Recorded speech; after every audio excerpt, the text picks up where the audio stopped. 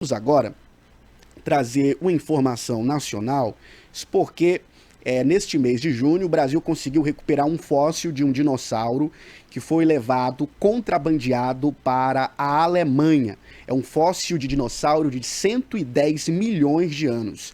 Nós vamos acompanhar mais detalhes agora nesta reportagem. Um fóssil de dinossauro de 110 milhões de anos que foi levado irregularmente do Brasil para a Alemanha retornou ao país depois de quase 3 anos de polêmica.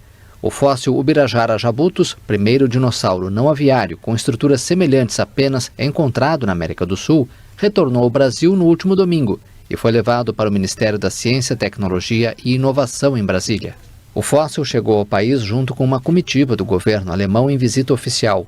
O dinossauro do tamanho de uma galinha habitou o interior do Ceará. O fóssil estava no Museu de História Natural de Karlsruhe, na Alemanha. O exemplar vai fazer parte do acervo do Museu de Paleontologia Plácido Cidade Nuvens, do Ceará, entidade que pertence à Universidade Regional do Cariri.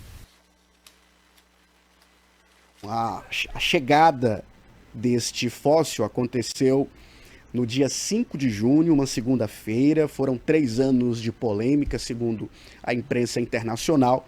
E nós vamos conversar agora com Letícia Hartel, ela que é formada em Direito pela Universidade de São Paulo. Atualmente atua como assessora na Corte Interamericana dos Direitos Humanos e é mestranda em História, Política e Bens Culturais na Fundação Getúlio Vargas. Ela vai nos nortear nessa discussão de que maneira a jurídica existe essa intermediação entre os países, todo o processo burocrático, todo o protocolo para que esses fósseis voltem para as suas origens. Bom dia, Letícia, seja bem-vinda ao Banca de Sapateiro. Bom dia, Helder, muito prazer vê-lo novamente. Para falar sobre o tráfico internacional de fósseis e os processos de restituição deles, é preciso ressaltar primeiro que esse é um problema muito amplo e muito sério. Pela natureza de... A gente está discutindo um caso específico, mas é algo considerado até, entre aspas, comum no passado. Acontecia bastante, né, Letícia? Não apenas acontecia bastante, como continua acontecendo.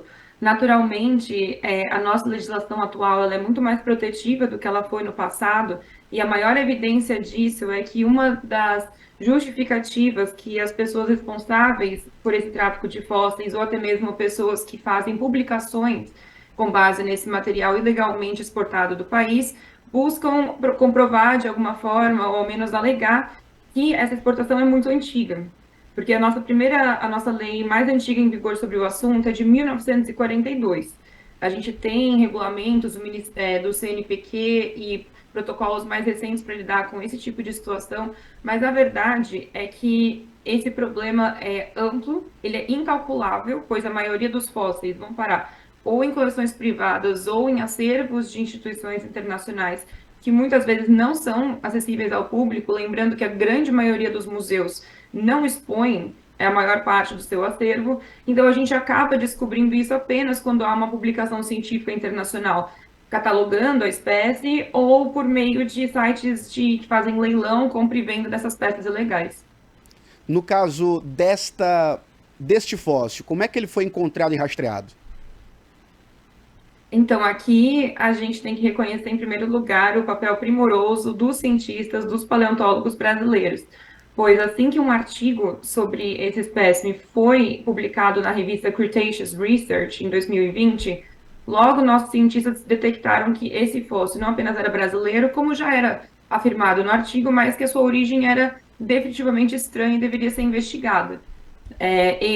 Claro, a documentação apresentada pelos autores dessa publicação não era suficiente para demonstrar que o fóssil havia tido uma saída autorizada do Brasil por uma série de motivos. Primeiro, porque esse fóssil é um holótipo, ou seja, é o fóssil que serve para você publicar, catalogar essa espécie e vira o espécime de referência para futuras pesquisas. Holótipos não podem sair do Brasil, por definição do CNPq, numa portaria deles. Além disso, fósseis que são legalmente retirados do país precisam de 2 coisas, pelo menos: uma autorização do CNPq e a participação de instituições e pesquisadores do Brasil, o que não aconteceu naquele caso.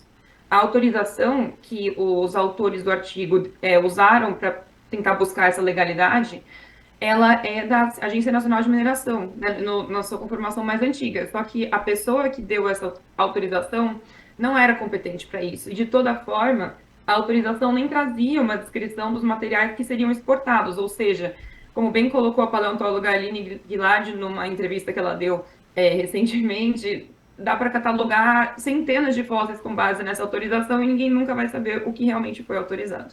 No caso, este fóssil era um Ubirajara jabatus, primeiro dinossauro não aviário com estruturas semelhantes apenas encontradas na América do Sul. Retornou neste mês, mais precisamente chegou no dia 4, foi levado para Brasília, lá para o Ministério da Ciência, Tecnologia e Inovação.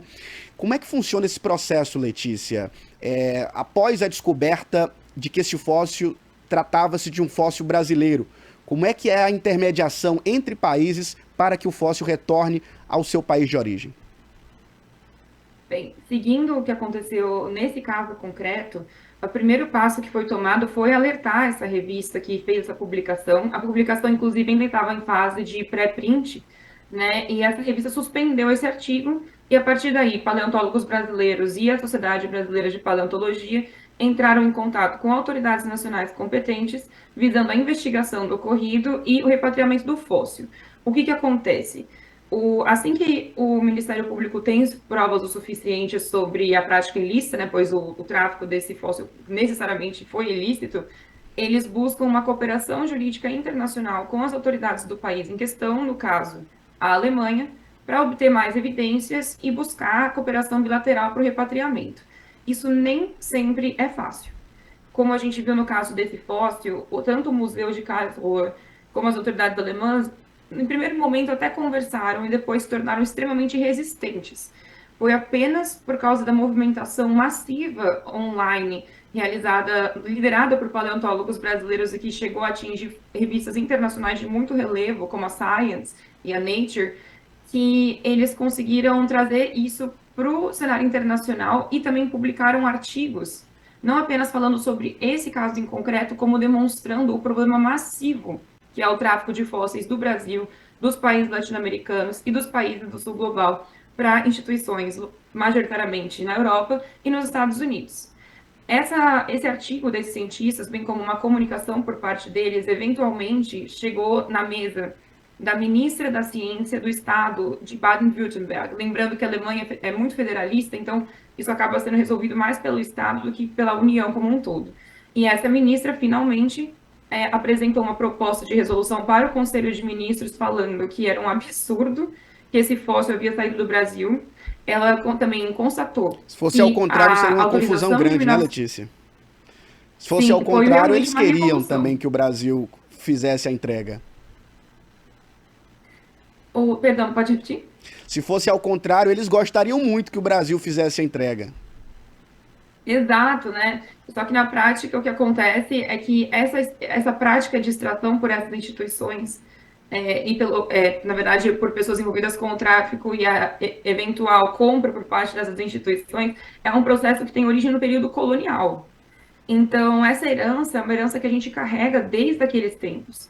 E a prática continua. Então, um país como a Alemanha, inclusive, não tem um histórico de precisar solicitar seus fósseis de volta, porque essa política de extração não costuma ocorrer no país. É um processo muito injusto que acontece conosco, com vários países latino-americanos. E é por isso que o Ubirajara jubatus é tão importante. Por exemplo, a presidente da Associação Argentina de Paleontologia, equivalente da nossa SBP, já declarou que o repatriamento do Ubirajara foi a polêmica, na verdade, foi a gota d'água. E que o repatriamento é uma nova era para as políticas, tanto de retenção do patrimônio, como de buscas cada vez mais fortes pelo repatriamento dos nossos espécimes científicos e culturais. Letícia, você acabou falando anteriormente que hoje existe uma dificuldade maior até mesmo para a saída de fósseis brasileiros para outros países. A fiscalização ela é maior, existe um maior cuidado também quando tudo isso é feito. Como é que funciona na prática hoje essas pesquisas, os locais em que são encontrados fósseis aqui no Brasil? Como é que o Estado brasileiro ele faz esse acompanhamento também junto aos cientistas? Bem, uma premissa importante aqui é que, diferentemente de muitos países, os fósseis eles pertencem à União. Não há possibilidade de propriedade privada de patrimônio fossilífero ou paleontológico no Brasil. Isso se dá por causa da lei, na verdade, do Decreto-Lei 4.146 de 1942, que determinou isso e também com base na nossa Constituição. Então, as pesquisas, mesmo que feitas por cientistas nacionais, elas precisam ser autorizadas pelas autoridades competentes, e esse processo é acompanhado muito de perto. E a parte da exportação é ainda mais rígida. Como eu falei, demanda não apenas essa autorização do CNPq, como a participação de instituições nacionais, e lembrando que espécimes científicos considerados de alta relevância, de alto interesse nacional, ou zoológicos, como é o caso do Birajara, simplesmente não podem sair do país. Existem atualmente outros processos nesse momento em que o Estado brasileiro tenta trazer de volta fósseis que foram levados ilegalmente para outros países? Sim, e esses processos estão em diferentes fases de acompanhamento, né? Só, de acordo com os dados do Ministério Público Federal no Ceará, há pelo menos 4 outros processos que já estão formalizados de restituição de patrimônio que estão em países da Europa e da Ásia, como um esqueleto de pterossauro que se encontra na França, 2 cabeças de pterossauro que se encontram na Itália, um pterossauro, uma raia, insetos e aracnídeos que estão na Alemanha, e um pterossauro também na Coreia do Sul. Na prática, no entanto, existem muito mais. Os paleontólogos brasileiros já foram capazes de identificar centenas de espécimes suspeitos no exterior, e a ideia é que a cooperação entre os cientistas e as autoridades nacionais possam criar uma espécie de procedimento, agora com esse caso de sucesso do Ibirajara, para processar esses casos de forma mais rápida, mais eficiente e, assim, realmente recuperar o nosso patrimônio nacional, o que é muito importante, tanto em termos da preservação da nossa história, mas também para o estímulo da nossa ciência e para a obtenção de financiamento para as nossas instituições e pesquisas. É a Letícia, com quem nós estamos conversando agora. Eu conheci ela no início desse ano, lá em São Raimundo Nonato. Ela estava conhecendo toda a nossa riqueza na nossa Serra da Capivara, toda aquela região muito rica no sul do estado. E também ela é especialista em Direito Internacional do Patrimônio Cultural, com certificação pela Universidade de Genebra, na Suíça. Como é que você avalia a importância da preservação desses pontos considerados patrimônios históricos da humanidade? Bem, essa é uma pergunta que a gente poderia conversar por horas, porque a importância é realmente absoluta em diversos âmbitos. Porque em muitos desses locais, inclusive, existem fósseis que tentam, o Estado brasileiro, através das várias instituições, sendo governamentais ou não, lutam para que esses locais sejam preservados, não é isso? Exato. Inclusive, conforme vimos juntos, né, quando eu tive o privilégio de estar na Serra da Capivara, o trabalho da doutora Niede Guidon é exemplar nesse sentido e em demonstrar a importância disso. Né? Pela sua origem franco-brasileira, ela poderia tranquilamente ter utilizado das descobertas dela para fazer ciência na Europa. E não foi o que ela fez. Ela reteve os espécimes do Brasil, se levou algo para algum laboratório, foi apenas material microscópico para datação, ou tudo que fosse de qualquer importância teria sido trazido de volta, e a doutora Niede focou numa coisa que vai além da importância científica, que, como já falamos, já é absoluta, que é a mobilização de comunidades locais em todo o processo, no caso dela, de descobertas predominantemente arqueológicas, embora tenha muitas descobertas paleontológicas também, de forma com que isso gera não apenas uma conscientização para que esses fósseis parem de ser vendidos quando eles são achados, mas também de realmente geração de empregos numa condição muito melhor do que essas pessoas encontrariam, por exemplo, na extração de calcário. Ou seja, o que aconteceu aqui?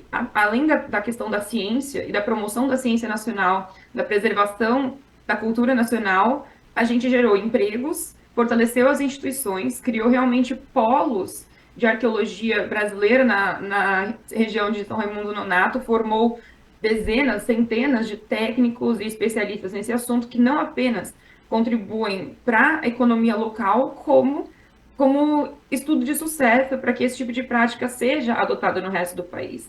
Então, esse debate, ele não é só pela ciência em si, embora a ciência em si já seria motivo mais do que o suficiente para a gente buscar tanto essa preservação, como no nosso tema específico, o repatriamento. Isso gera emprego, qualidade de vida para as pessoas, enriquece a vida das pessoas, fortalece as comunidades locais e ainda por cima gera um ciclo vicioso que volta para a proteção do nosso próprio patrimônio.